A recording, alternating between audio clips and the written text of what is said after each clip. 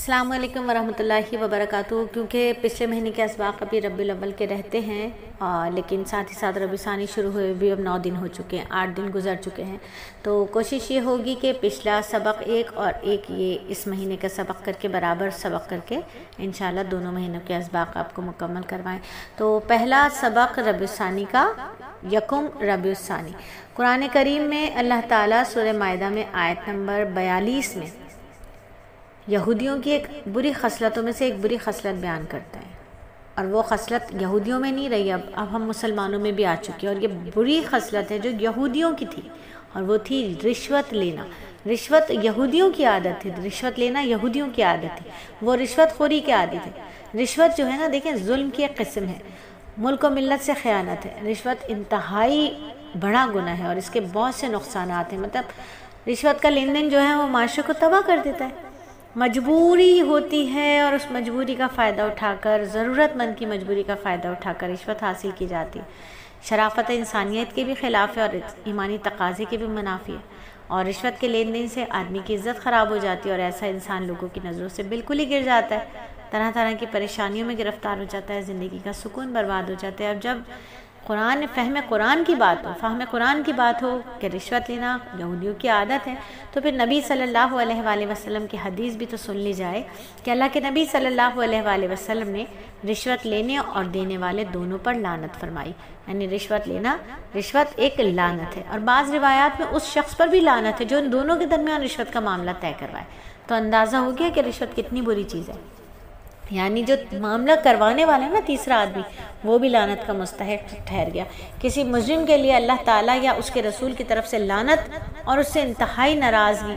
اور بیزاری کا اعلان بہت ہی سنگین سزا ہے۔ ایسے شخص کے لیے کیا ٹھکانہ باقی رہے گا جس پر رحمت للعالمین جیسی ہستی لعنت فرمائے۔ لعنت کا مطلب ہے اللہ کی وسیع رحمت سے دوری، محرومی۔ آج دیکھیے معاشرے کا کیا حال ہے، اللہ کی رحمتوں کا نزول نہیں ہو رہا۔ یہ تو اللہ تعالیٰ کے کوئی ولی دنیا میں موجود ہیں جو اللہ کی رحمتیں پھر بھی ہمیں مل رہی ہیں، یہ تو بے زبان جانور ہیں جن کی وجہ سے اللہ کی رحمتیں ہم تک بھی پہنچ جاتی ہیں، یہ تو درخت ہیں، چرند پرند ہیں جن کی وجہ سے اللہ کی رحمتوں کے ہم مستحق پائے جاتے ہیں، ورنہ ہمارے اعمال ہم سب خود جانتے ہیں ہمارے اعمال کیسے ہو چکے ہیں۔ یعنی ایسا شخص اللہ کی رحمت سے دور ہے جو اللہ تعالیٰ کی وسیع رحمت سے محروم ہو جائے، جو ظاہر ہے ایسے شخص کا سکون تباہ ہو جاتا ہے، بیوی بچوں سے بھی اس کو آرام اور نہیں ملتا، نافرمان اولاد پیدا ہوتی، گھر میں بے سکونی کی کیفیت رہتی ہے۔ ایسے لوگوں کو لوگ بددعائیں دیتے رہتے ہیں جن کی وجہ سے رات کا آرام بھی ختم ہو جاتا ہے، پھر ایسے شخص کی حرام کھانے کی وجہ سے دعا بھی قبول نہیں ہوتی، رشوت کھائی، حرام کھایا، دعا بھی قبول نہیں ہو رہی۔ اب دعا بھی مانگ لیجئے کہ ایسے مال سے پناہ مانگنی چاہیے جو عذاب بنے۔ سب سے پہلے تو مختصر سی ایک دعا کہ اللہ مجھے حرام اور ناجائز مال سے بچا،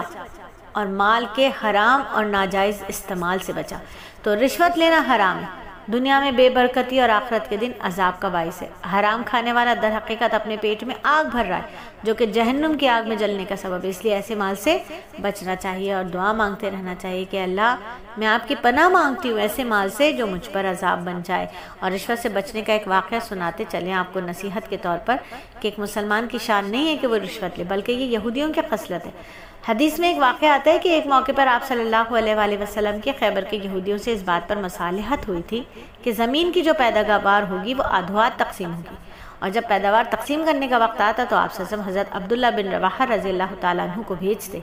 وہ ایمانداری سے پیداوار کے 2 حصے کر کے ان یہودیوں سے کہہ دیتے ان 2 میں سے جو چاہو لے لو۔ تو یہودیوں نے اپنی عادت کے مطابق ان کو بھی رشوت دینی چاہیے اور کہا کہ یہ قبول کرو اور اس کے بدلے میں ہمارا حصہ بڑھا دو۔ یہ سن کر حضرت عبداللہ بن رواحہ رضی اللہ تعالیٰ عنہ نے صاف الفاظ میں جواب دیا، اے یہودیوں، خدا کی قسم تم سب سے زیادہ مجھے ناپسند ہو، لیکن یہ چیز مجھے تم پر ظلم کرنے پر آمادہ نہیں کر سکتی۔ جو تم نے رشوت پیش کی ہے وہ حرام ہے اور ہم مسلمان اس کو نہیں کھاتے۔ یہودیوں نے ان کی یہ بات سن کر کہا، یہی وہ انصاف ہے جس سے آسمان و زمین قائم ہے، معلومہ رشوت لینا مسلمان کی شان نہیں ہے۔ اور صحابی رضی اللہ تعالیٰ عنہ نے جس طرح واضح الفاظ میں رشوت لینے سے انکار کر دیا، حالانکہ وہ مال لے لیتے تو کسی کو کیا پتہ چلتا، ان کے پاس مال آ جاتا، لیکن انہوں نے رشوت کی حرمت کو ملحوظ خاطر رکھا اور فرمایا کہ ہم مسلمان حرام نہیں کھاتے، یعنی مسلمانوں کا رواج تھا کہ وہ حرام سے بچتے تھے، یہاں تک کہ یہودیوں نے بھی ان کے اس طرز پر تعریف کی۔ بہرحال رشوت جو ہوتی ہے اس سے حقوق و لباد متاثر ہوتے ہیں، خیانت اور بے انصافی عام ہو جاتی ہے، لہٰذا ہمیں چاہیے کہ خود بھی رشوت کے لین دین سے بچیں اور دوسروں کے دلوں میں بھی رشوت کی برائی کو بٹھا دیں۔ الحمدللہ 5 منٹ کا مدرسہ صرف اور صرف 5 منٹ 4 سیکنڈ میں مکمل ہوا۔